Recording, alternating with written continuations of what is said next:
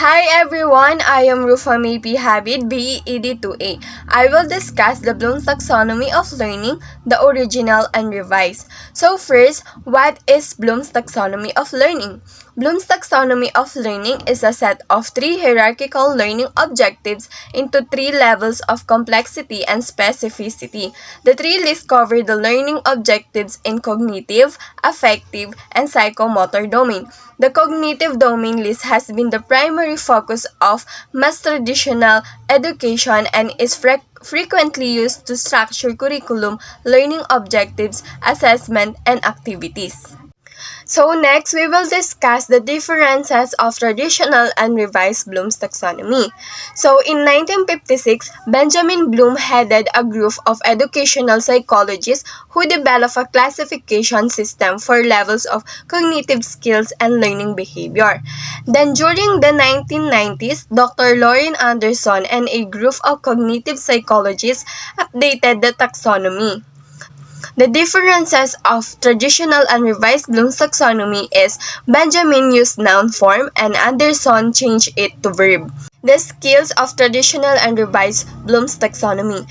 Knowledge. Recall information, remembering, recalling, and recognizing information. The keywords list, name, identify, locate, describe, and define. For example, list the different kind of fruits. In this level, students recall or recognize the knowledge learned during the lesson.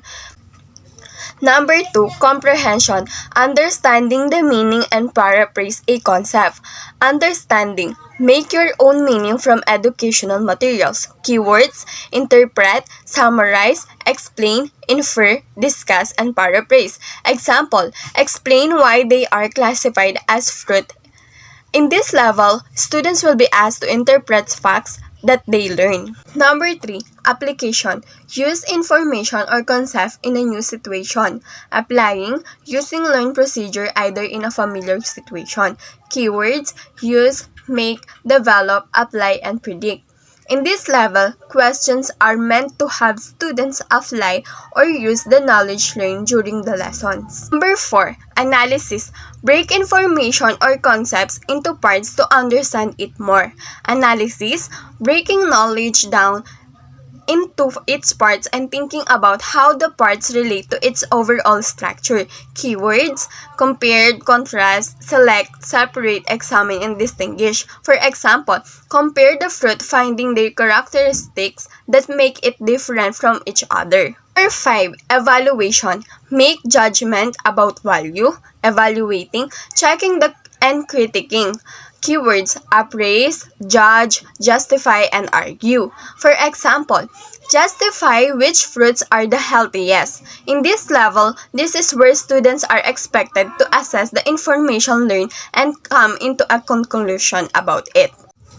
Number 6, synthesis. Put ideas together to form something new. Creating, putting things together to make something new. Keywords, categories, generalize, create, and design. For example, create a drink using 3 fruits that will be considered extremely healthiest. And that's the difference of traditional and revised taxonomy.